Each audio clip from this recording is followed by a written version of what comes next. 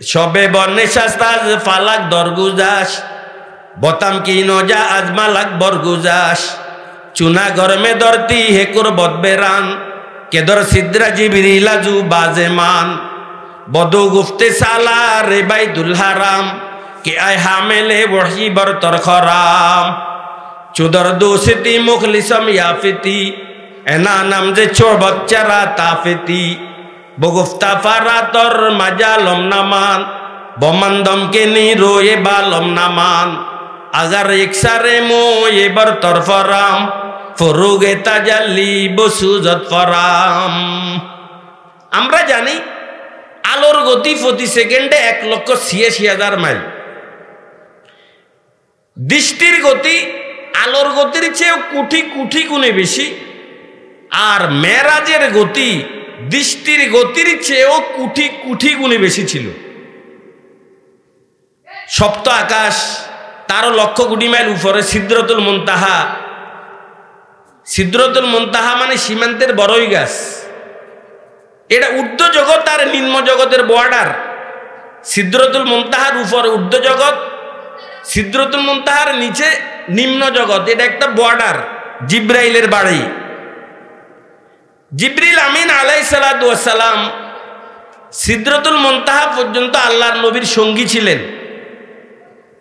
সিদরাতুল মুনতাহায় গিয়ে বললেন, ইয়া রাসূলুল্লাহ, এখন আর আমি যেতে পারবো না, আপনাকে এই সিদরাতুল মুনতাহা থেকে প্রেসিডেন্ট ভবন তথা আরশে আজিমে একাই যেতে হবে। তুমি আমার সাথে যাবে না কেন? জিবরিল আমিন আলাইহিস সালাতু ওয়াস সালাম 3টি কারণ উল্লেখ করেছেন। 3টি কারণ। নাম্বার 1, ইয়া রাসূলুল্লাহ, এতক্ষণ সঙ্গীর প্রয়োজন ছিল, এখন সঙ্গীর প্রয়োজন নেই। কি ব্যাপার? জিবরিল আমিন আলাইহিস সালাতু ওয়াস সালাম যেন এই কথা বুঝাচ্ছেন, ইয়া রাসূলুল্লাহ, আল্লাহ দুটো জগৎ সৃষ্টি করেছেন, একটা ঊর্ধ্ব জগৎ, একটা নিম্ন জগৎ। সিদরাতুল মুনতাহার নিচেকে নিম্ন জগৎ বলা হয় আর উপরকে ঊর্ধ্ব জগৎ বলা হয়।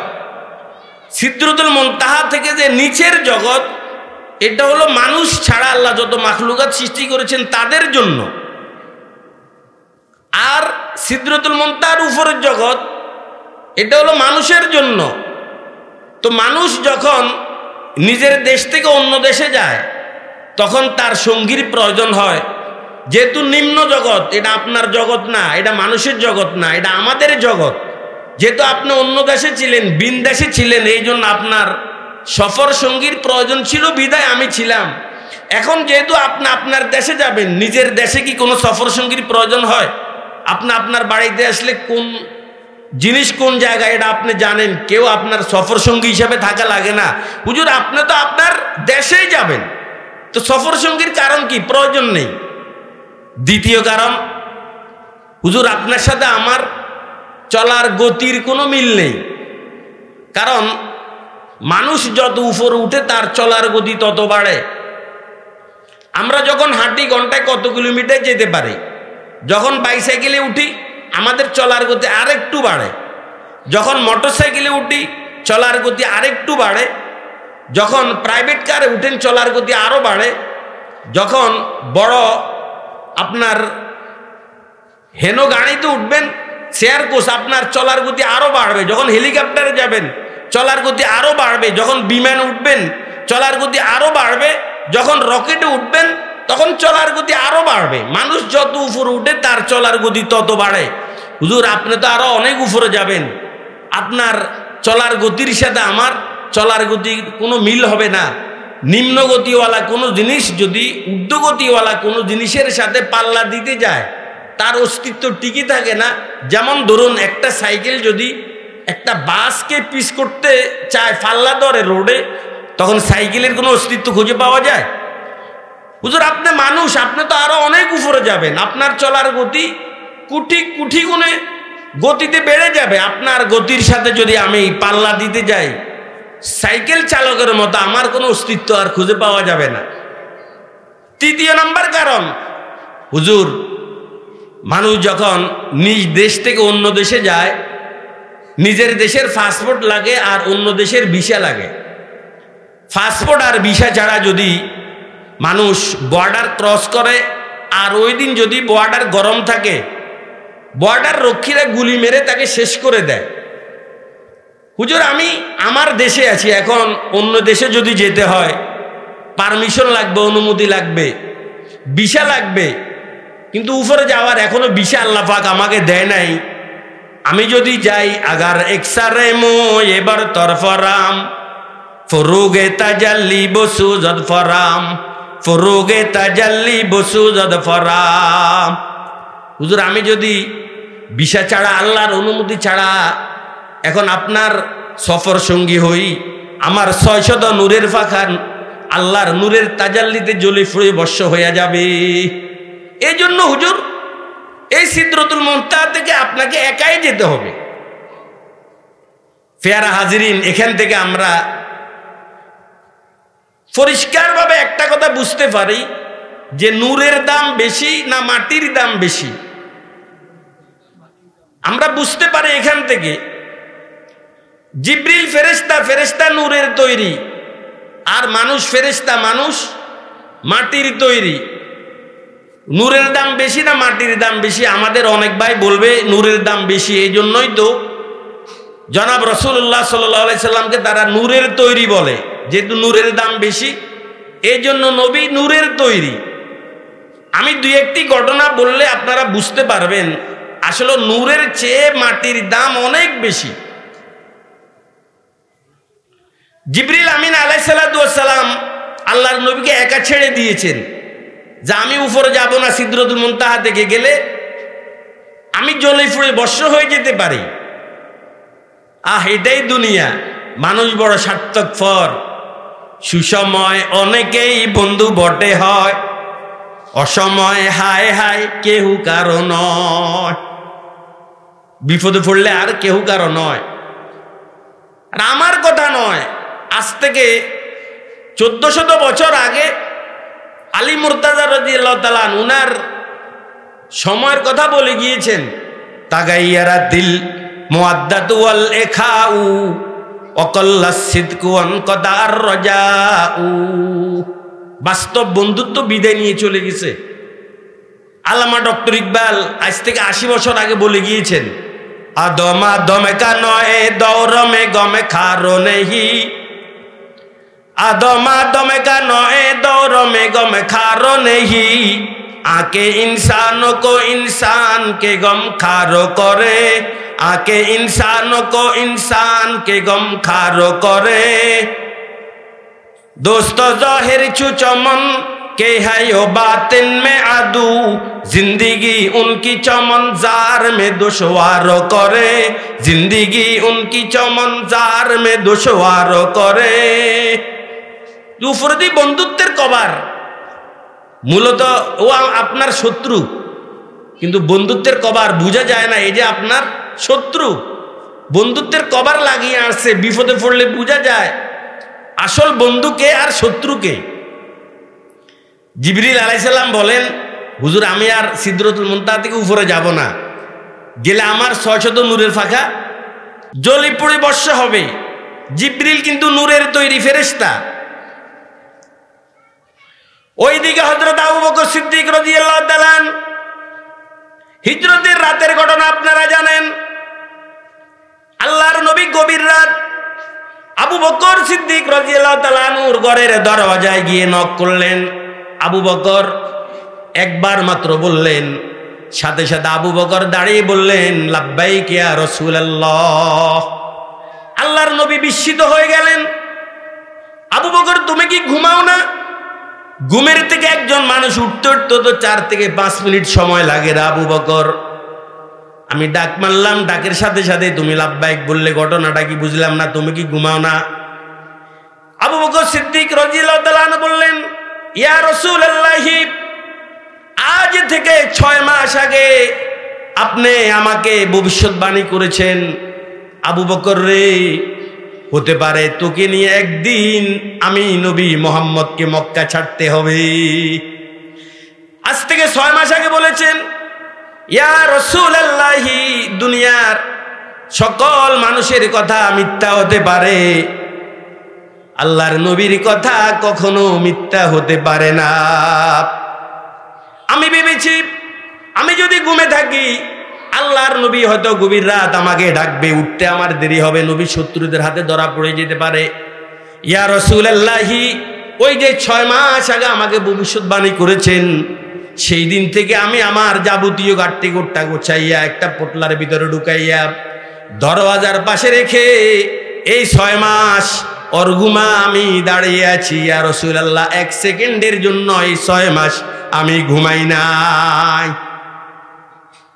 নবীকে নিয়ে রওনা দিলেন সৌর পর্বতের গুহায়। বন্ধুগণ আমার, হজ করতে যারা গিয়েছেন এই বছর, আমি গত 2 মাস আগে উমরায় গিয়েছি ভাই, 1 থেকে 200 হাত উঠার জন্য চেষ্টা করেছি, অথচ আমি একজন তাগড়া যুবক, আমার পক্ষে সম্ভব হয় নাই। কিভাবে আল্লাহর নবী এভাবে গভীর রাত আবু বকর গিরে উঠলেন, আন্দাজাটা করুন। নবীর মর্যাদা ছাড়া এটা আর কিছুই হতে পারে না। কত 4000 ফিট উপরে সমতল ভূমি থেকে গর্তের গুহায় যাওয়ার পর আবু বকর বললেন, ইয়া রাসূলুল্লাহি, মক্কার জমিন পাথরের জমিন, পাথরের চিপায় চাপায় বিষাক্ত সাপ বসবাস করে, আমাদের হাতে তো কোনো টর্চ লাইট নেই, আপনি একটু গর্তের বাইরে দাঁড়ান, আমি গর্তের ভিতরে প্রবেশ করি, দেখি অবস্থাটা কেমন, অবস্থাটা আমাদের অনুকূলে কিনা। আবু বকর গর্তের ভিতরে ঢুকে অন্ধকার রাতে হাত বুলিয়ে দেখলেন আরো ছোট ছোট কিছু গর্ত। উনার কাঁধে একটা রুমাল ছিল, রুমাল ছেড়ে টুকরো টুকরো করে তিনি গর্তের মুখগুলো বন্ধ করলেন। অন্ধকার রাত, হাত বুলিয়ে দেখলেন আরো একটি গর্ত অবশিষ্ট রয়ে গেল। তবে এই গর্তের মুখ বন্ধ করার জন্য উনার হাতে আর রুমালের কোনো অংশ নেই। এই জন্য তিনি গর্তটির মুখে পায়ের গোড়ালি রেখে আল্লাহর নবীকে বললেন, ইয়া রাসূলুল্লাহ, এখন আসুন। নবীজি গর্তের ভিতরে ঢুকেই ছিলেন পরিশ্রান্ত আর ক্লান্ত। আবু বকরের উরুতে পাও রেখে আরে মাথা মোবারক রেখে আল্লাহর নবী ঘুমিয়ে গেলেন। যে গর্তের মুখে আবু বকর পায়ের গোড়ালি রেখেছেন, ওই গর্তের ভিতর থেকে একটি বিষাক্ত সাপ আবু বকরকে ধ্বংস করলে পরে আবু বকর কান্না শুরু করেছেন। অনেক চেষ্টা করলেন, কান্না সংবরণ করতে পারে না। ভুলবশত আল্লাহর নবীর চেহারার উপরে আবু বকরের এক ফোঁটা চোখের পানি পড়ে যাওয়ার সাথে সাথে নবীজি জাগ্রত হয়ে বললেন, আবু বকর কাঁদো কেন? ইয়া রাসূলুল্লাহি, ব্যাপারটা হলো এমন, অনেকগুলো গর্ত আমি গলার গা থেকে গামছা নিয়ে ছিঁড়ে ছিঁড়ে টুকরো টুকরো করে বন্ধ করেছি, একটা গর্ত বন্ধ করতে পারি নাই। পায়ের গোড়ালি দিয়ে ঠেক দিয়ে আপনাকে ভিতরে আমন্ত্রণ জানিয়েছি। ইয়া রাসূলুল্লাহ, যে গর্তের মুখে পায়ের গোড়ালি রেখেছি ওই গর্তের ভিতর থেকে একটি বিষাক্ত সাপ আমাকে কামড় দিয়েছে, এই জন্য আমি কাঁদছি। আল্লাহর নবী সাথে সাথে আবু বকরের পাও টান মারলেন। টান মারার সাথে সাথে বিষাক্ত একটি সাপ গর্তের ভিতর থেকে বের হয়ে আল্লাহর নবীকে সালাম দেন, আসসালাতু আসসালামু আলাইকা ইয়া রাসূলুল্লাহ।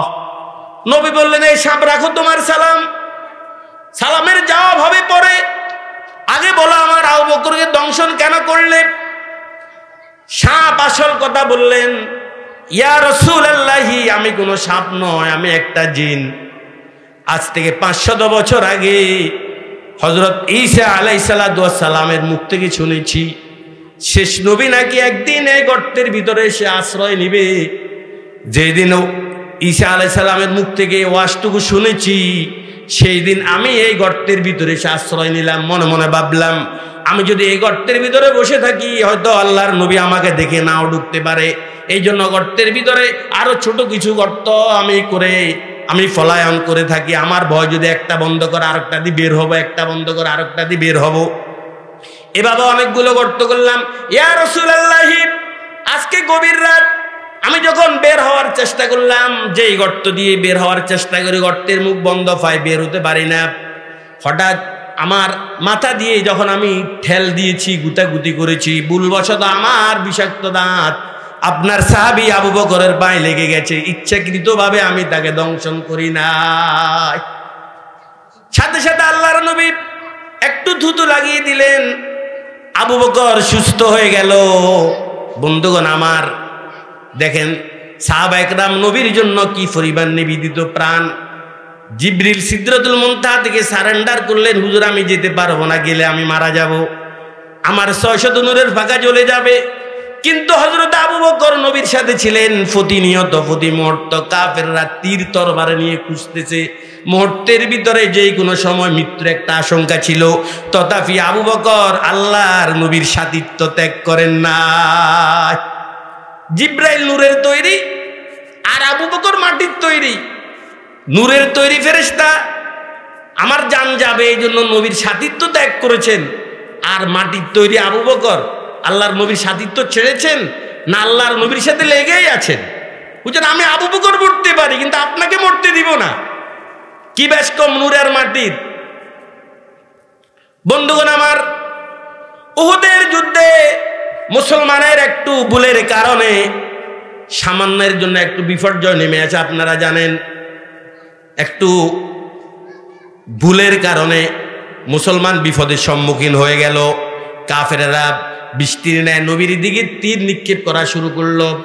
জানেন, উহুদের যুদ্ধে আল্লাহর নবীর দুটো দাঁত শহীদ হয়ে যায়। করে দিয়া জঙ্গে উহুদ মে মুস্তফা দন্দা শহীদ, ये तरीकत ये शरीयत दिन बचाने के लिए।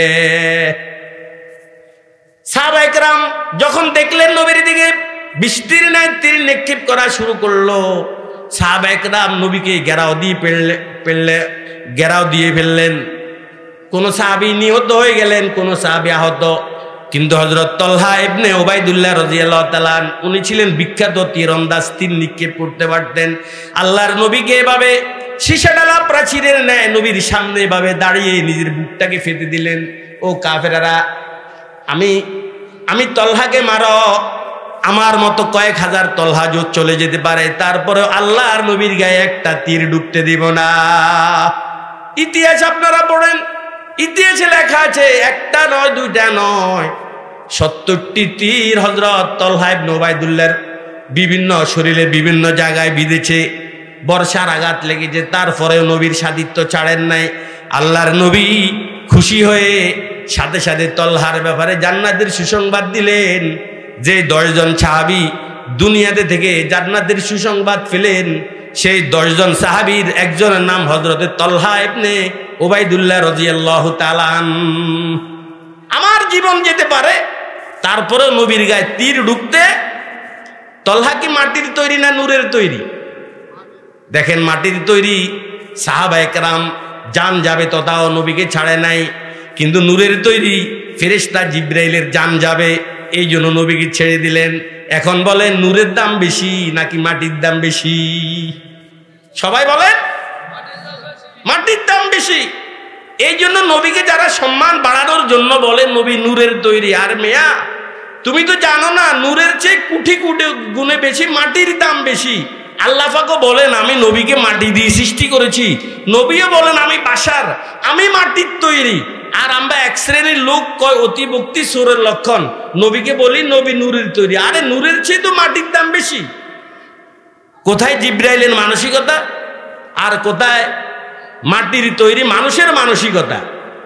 হযরত ইব্রাহিম আলাইহিস সালামকে যখন নমরুদে আগুনে নিক্ষেপ করেছেন, জিবরিল অস্থির, আল্লাহর কাছে গিয়ে বললেন, ও খোদা, বুঝলাম না তোমার কারিশমা, তুমি যে তাকিয়ে আছো আর তোমার খলিল ইব্রাহিমকে এভাবে নমরুদে আগুনে ফেলছে। ও খোদা, আপনি অনুমতি দেন, আমি পুরো অগ্নিকুণ্ডলীকে নমরুদের মাথায় ঢেলে দিই। আল্লাহ পাক বললেন, ও জিবরাইল, তুমি যার জন্য সহযোগিতা চাচ্ছ, মানে আমার খলিল ইব্রাহিমের জন্য, ইব্রাহিমের কাছে যাও, ও কি বলে। জিবরিল ডানা মেরে দৌড়িয়ে এসে ইব্রাহিমকে বলল, ও আল্লাহর খলিল ইব্রাহিম, নমরুদ যে টপচার আর বেয়াদবি করছে আমার সহ্য হচ্ছে না। এই মুহূর্তে যেভাবে বলেন, যে শাস্তি বলেন, আমি একটু দেখিয়ে দিই।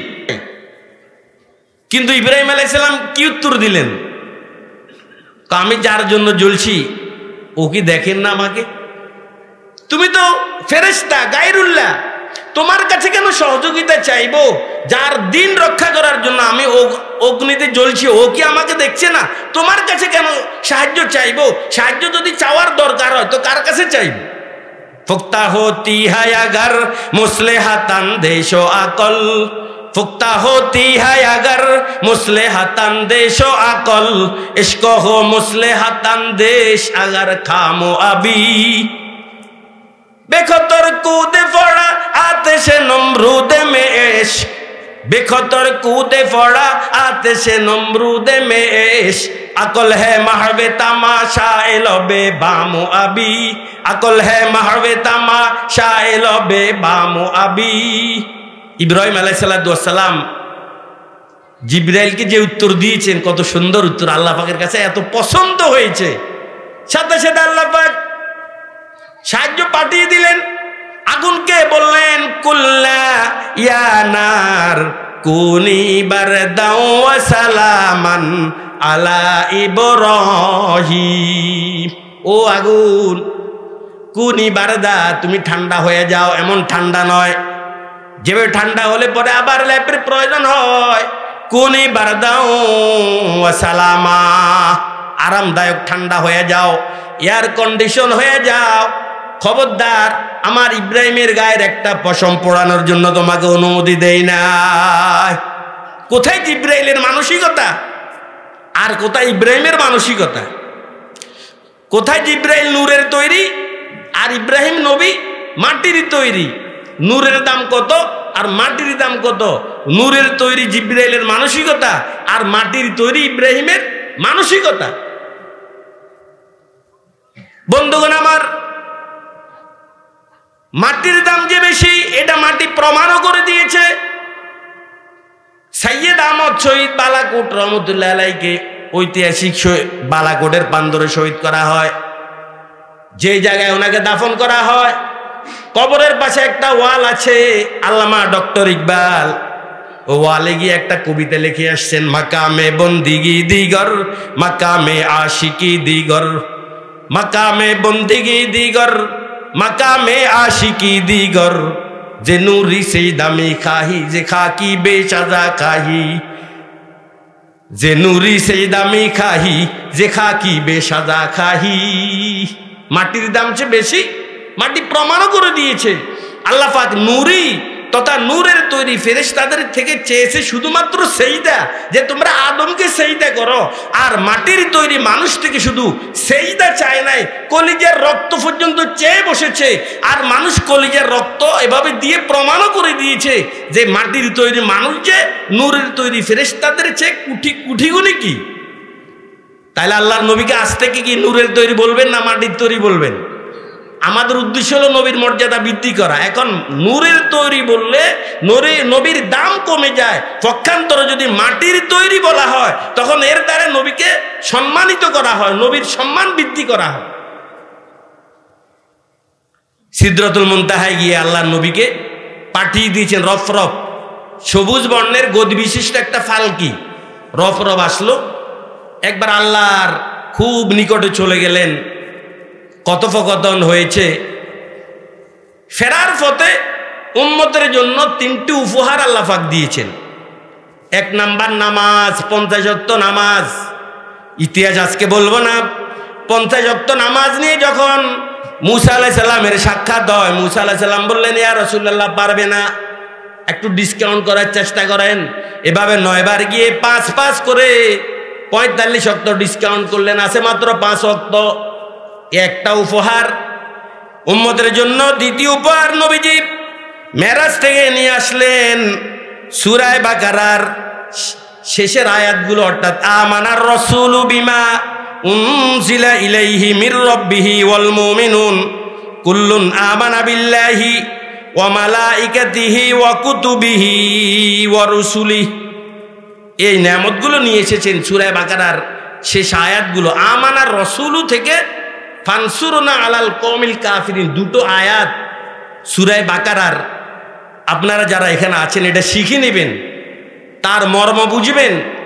হাদিসে আছে নবী করিম সাল্লাল্লাহু আলাইহি ওয়াসাল্লাম বলেছেন, আমার কোন উম্মত যদি একাধারে 3 রাত সূরা বাকারার শেষ 2 আয়াত পড়ে, কোন উম্মত একাধারে 3 রাত সূরা বাকারার শেষ 2 আয়াত আমানার রাসূলু থেকে ফানসুরনা আলাল কওমিল কাফিরিন একাধারে 3 রাত পড়ে, তখন শয়তান তার দ্বারে কাছেও আসতে পারবে না। দ্বিতীয় নাম্বার, প্রতি রাত শোয়ার আগে যদি হাদিসে আছে আমার কোন উম্মত সূরা বাকারার শেষ 2 আয়াত পড়ে কাফাতা, এই 2 আয়াত তার জন্য যথেষ্ট। তার অর্থ কি? যাবতীয় অনিষ্টতা থেকে যথেষ্ট। এই সূরা বাকারার শেষ 2 আয়াত পড়ে যদি ঘুমান, জিন ভূত পেতনি সাপ বিচ্ছু চোর ডাকাত কিছুই আপনাকে ক্ষতি সাধন করতে পারবে না। বিভিন্ন মা বোনেরা শিকায়ত করে, হুজুর চোরের ডরে ঘুম আসে না, আগুনের ভয়ে। বর্তমান বাংলাদেশের বিভিন্ন জায়গায় আগুন, ওই যে ক্যালিফোর্নিয়া আমেরিকা লস অ্যাঞ্জেলেস জ্বলছে আগুন দাবানল, এটা আল্লাহর গজব। এটা আগুন না, এরা যত প্রযুক্তি ব্যবহার করে এটা বন্ধ করতে পারবে না, কারণ এটা আল্লাহর গজব। নির্দিষ্ট সময় যখন শেষ হবে এটা এমনিই বন্ধ হবে, কোনো প্রযুক্তি দিয়ে এই গজব নির্বাপিত করতে। গ্রামগঞ্জে মানুষ সাপের আতঙ্কে ঘুমাইতে পারে না, চোরের আতঙ্কে, ডাকাতের আতঙ্কে, আগুনের আতঙ্কে মার্কেটওয়ালারা ঘুমাইতে পারে না। একটা আমল নবী দিয়ে যাচ্ছি, সূরা বাকারার এই 2 আয়াত পড়বেন, যাবতীয় অনিষ্টতা থেকে আপনাকে আল্লাহ পাক হেফাজত করবেন। দ্বিতীয়তে, এই 2 আয়াত তাহাজ্জুদের স্থলাভিষিক্ত। যদি কোনো কারণে তাহাজ্জুদ পড়তে নাও পারেন, এই 2 আয়াত পড়লে আল্লাহ রাব্বুল আলামিন আপনাকে তাহাজ্জুদ পড়ার সওয়াবটাও দান করবে। তাহলে মেরাজে গিয়ে নবী 3টি নিয়ামত পেয়েছেন, একটা হলো নামাজ, দ্বিতীয়তে সূরা বাকারার শেষ আয়াতগুলো, অর্থাৎ 2টা আয়াত আমানার রাসূলু থেকে শেষ পর্যন্ত। তৃতীয় নাম্বার, শিরক ছাড়া যত গুনাহ উম্মতে করবে, যদি ওরা একনিষ্ঠভাবে চোখ থেকে পানি ঝরিয়ে আল্লাহর কাছে দোয়া করেন, আল্লাহ পাক বলেন আমি মাফ করে দিব। এই 3টি প্রাপ্ত নিয়ামত মেরাজের। যাই হোক, আল্লাহর নবী জান্নাত ভ্রমণ করলেন, জাহান্নাম ভ্রমণ করলেন। জান্নাতে যখন আল্লাহর নবী ঢুকেছেন, আল্লাহর নবী তিনার সামনে ফায়ের শব্দ শুনতে পেলেন। জিবরিলকে বললেন, ও জিবরিল, এটা কিসের শব্দ? হুজুর এটা ফায়ের শব্দ। কার পা? এটা আপনার সাহাবী বেলালের ফায়ের শব্দ। বেলাল কই? হুজুর বেলাল তো জমিনে। আল্লাহ রব্বুল আলামিন বেলালকে এই পরিমাণ ভালোবাসেন, বেলাল হাঁটে জমিনে, কিন্তু তার পায়ের শব্দ আল্লাহ রব্বুল আলামিন জান্নাত পর্যন্ত পৌঁছিয়ে দিয়েছে। নবীজি মেরাজ শেষ করে ফজরের নামাজের পর হযরত বেলাল রাদিয়াল্লাহু তাআলা আনহুর কাছে গিয়ে বললেন, ও বেলাল, হাদ্দিসনি বিআরজা আমালিন আমিলতাহু ফিল ইসলাম ফাইন্নি সামিতু দাফান আলাইকা বাইনা ইয়াদাইয়া। ও বেলাল, তুমি এমন কি অধিক পরিমাণে আমলটা করো, কি অধিক পরিমাণে আমলটা তুমি করো, যে আমলটা তুমি সবচেয়ে বেশি করো, সেটা কি আমল? কারণ আমি জান্নাতে গেলাম গত রাত, আমার সামনে তোমার পায়ের শব্দ শুনতে পেলাম। বেলাল বললেন, ইয়া রাসূলুল্লাহ, কি বা আমল করব? যখন থেকে আমি ইসলাম ধর্ম গ্রহণ করেছি তখন থেকে নিয়মিত একটা আমল আমি করি। যখনই ওযু করি 2 রাকাত তাহিয়াতুল ওযু আমি পড়ি। ইয়া রাসূলুল্লাহ, যেদিন থেকে মুসলমান হয়েছি সেদিন থেকে এই 2 রাকাত তাহিয়াতুল ওযু আমি ছাড়ি নাই। নবী বললেন, বেলাল, এই কারণে আল্লাহ রব্বুল আলামিন তুমি হাঁটো জমিনে, তোমার পায়ের শব্দ জান্নাতে পৌঁছিয়ে দিয়েছেন। মুসলমান ভাইরারে আমার, তাহিয়াতুল ওযু এটা একটা নফল নামাজ, এটা মসজিদে পড়া জরুরি না। যেখানে ওযু করেছেন ওখানেও পড়তে পারেন, মসজিদেও পড়তে পারেন। আপনি দোকানে ঢুকেছেন, দোকানেও পড়তে পারেন, ঘরে গিয়েছেন, ঘরেও পড়তে পারেন। এলাকার মা ও বোনেরা, আপনারাও এই তাহিয়াতুল ওযুর উপর আমল করতে পারেন। মা, যখন এই ওযু করবেন, নামাজের ওযু হোক অথবা যেটার জন্যই আপনি ওযু করেন না কেন, 2 রাকাত তাহিয়াতুল ওযু পড়বেন। এটা অত্যন্ত ফজিলতপূর্ণ একটা আমল। জান্নাত ভ্রমণ করলেন, জাহান্নাম ভ্রমণ করলেন, সব শেষ করে আল্লাহর নবী আবার ধারাবাহিকভাবে প্রথম আকাশ, দ্বিতীয় আকাশ, এভাবে শেষ করে আসতে আসতে ও যে আকাশে বিভিন্ন ধরনের ফেরেশতাদের সাথে দেখা হয়েছে, নবীদের সাথে দেখা হয়েছে। সকল নবী আল্লাহর নবীকে বিদায় সংবর্ধনা দেওয়ার জন্য বাইতুল মুকাদ্দাস পর্যন্ত আসছে, যেটা জেরুজালেমে অবস্থিত। আসার পরে সম্ভবত নামাজের সময় হয়ে গেল, সকল নবীরা সফের ভিতরে দাঁড়িয়ে গেল, কে নামাজের ইমামতি করবে? এমনই সেই মুহূর্তে আল্লাহ রব্বুল হযরত জিবরিল আমিন আলাইহিস সালাতু ওয়াস সালাম আল্লাহর নবীর হাত ধরে ইমামতির জায়গায় নিয়ে বললেন, হুজুর আপনি ইমামতি করুন। নবীজি ইমামতি করলেন। সেখান থেকে আল্লাহর নবীর উপাধি হয় ইমামুল আম্বিয়া ওয়াল মুরসালিন। ঘটনা শেষ। রাতে রাতে আবার অন্ধকার থাকতে থাকতে মক্কাতে চলে আসলেন।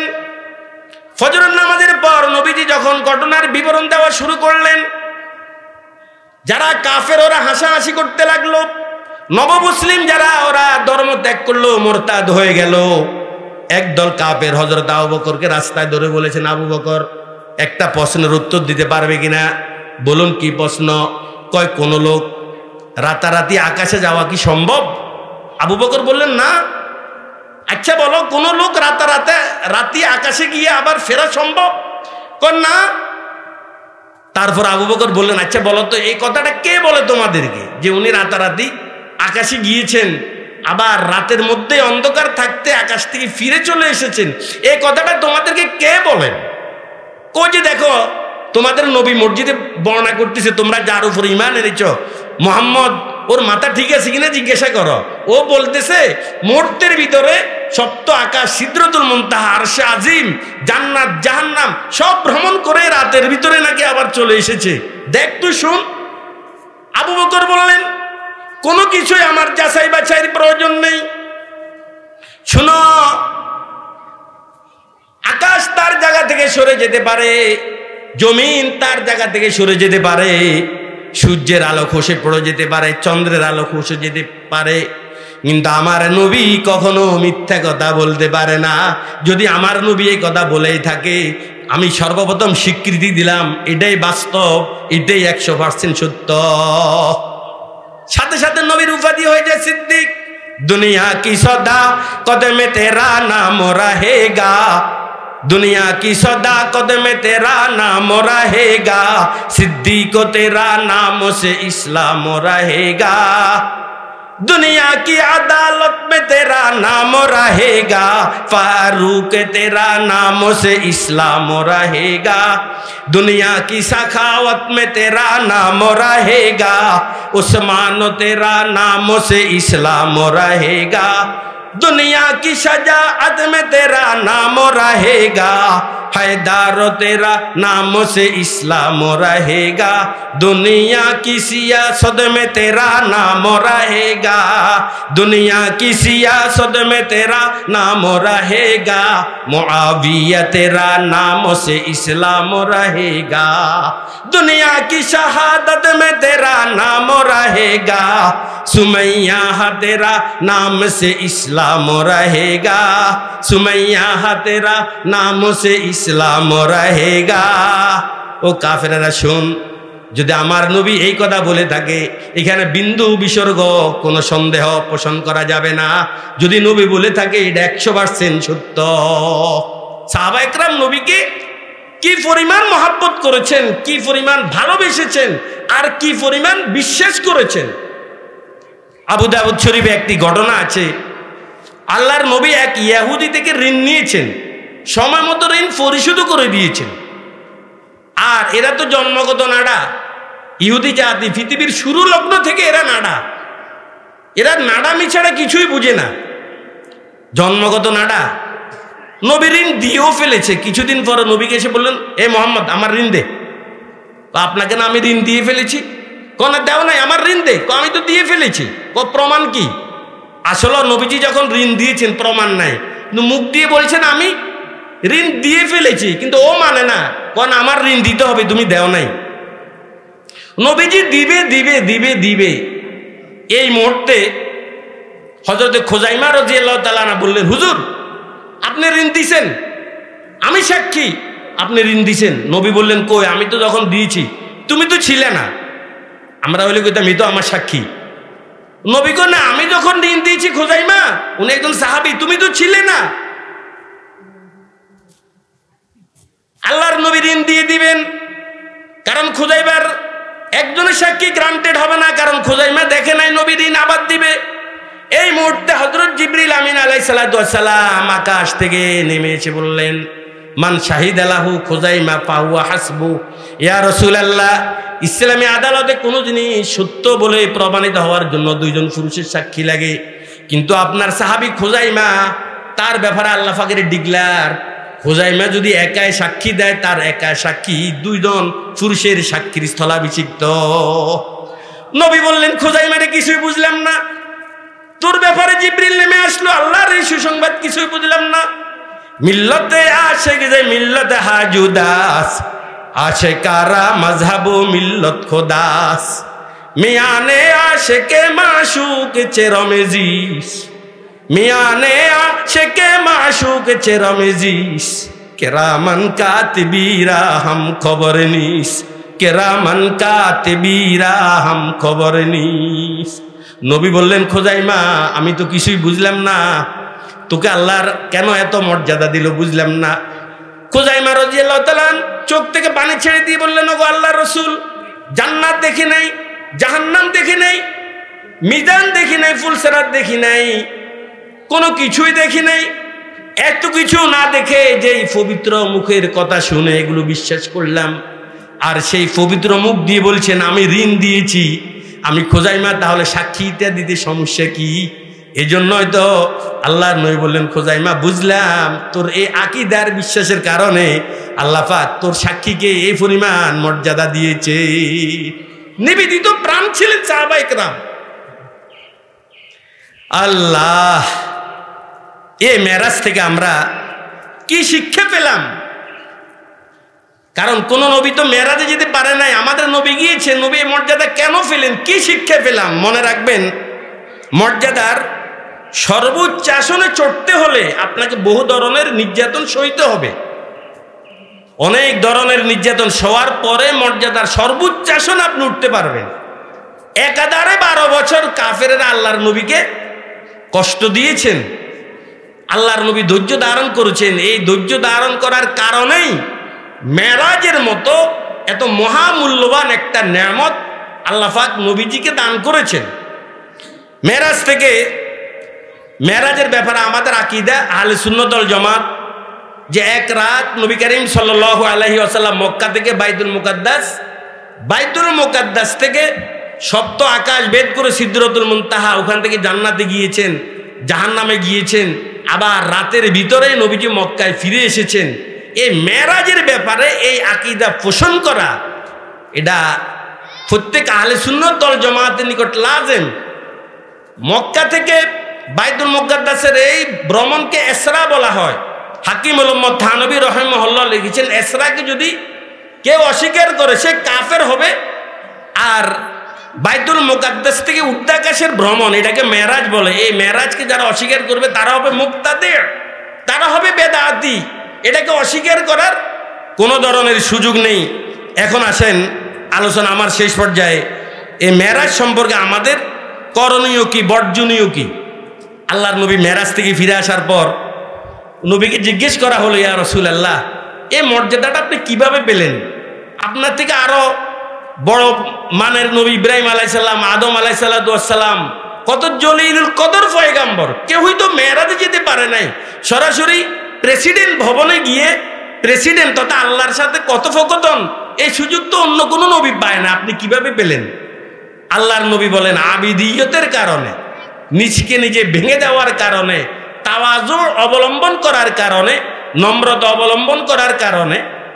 যে খাক আফেরি দত খোদাওয়ান্দে পাক, যে খাক আফেরি দত খোদাওয়ান্দে পাক, ফসায় বন্দা উফতা দিগি কুনচুকা। কবি বলেন, তুমিও তোমাকে মাটির মতো এভাবে কি করো, ফিনিশ করে দাও।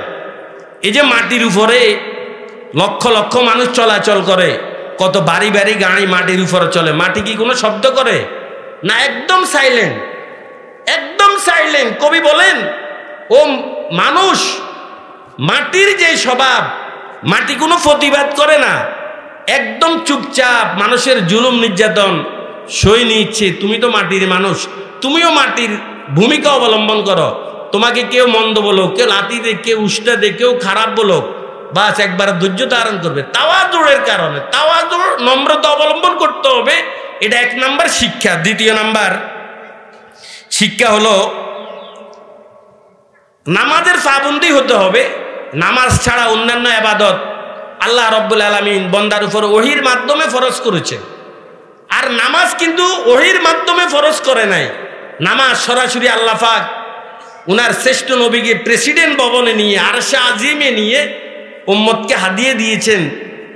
আন্দাজা করুন নামাজের গুরুত্ব তা কত বেশি। এই জন্য নবীজি হাদিসে বলেছেন, আমার কোন উম্মত যদি বিনা কারণে 1 ওয়াক্ত নামাজ ছেড়ে দেয়, সাথে সাথে তার নাম জাহান্নামের গেটে লিখে দেওয়া হয়। যতক্ষণ পর্যন্ত তওবা করে নামাজ কাজা না করে, আল্লাহর দরবারে কান্নাকাটি না করে ফিরে না আসবে, ততক্ষণ পর্যন্ত তার নাম জাহান্নামের গেট থেকে ডিলিট করা হয় না। 3 নাম্বার শিক্ষা আমরা পেলাম সূরা বাকারার শেষ 2 আয়াত ফজিলত নিয়েও আলোচনা করেছি। আমরা শিখবো, মা বোন আপনারাও শিখবেন। প্রতি রাত এটা পড়বেন, যাবতীয় অনিষ্টতা থেকে আল্লাহ হেফাজত করবেন।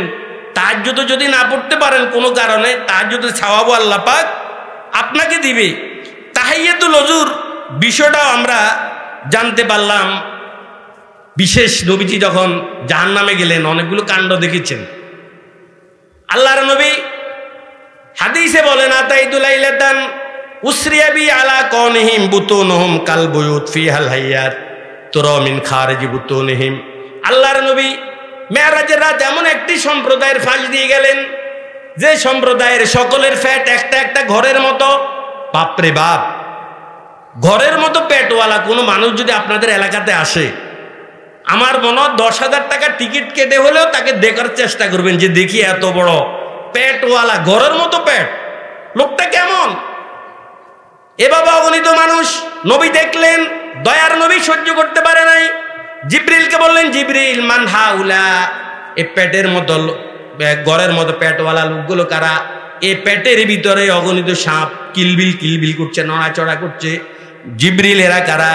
নবী বললেন, জিব্রিল বললেন, হাউলাই আকালাতুর রিবা ইয়া রাসূলুল্লাহি, এরা আপনার উম্মতের মধ্যে যারা সুদখোর, দুনিয়াতে যারা সুদ খাইতো, আল্লাহ রাব্বুল আলামিন এভাবে তাদেরকে শাস্তি দিচ্ছেন। এই জন্য আমার ভাইরা, যাদের ভিতরে নোংরা স্বভাব আছে, আল্লাহর ওয়াস্তে আমরা এটাকে ফুরিয়ার করার চেষ্টা করব।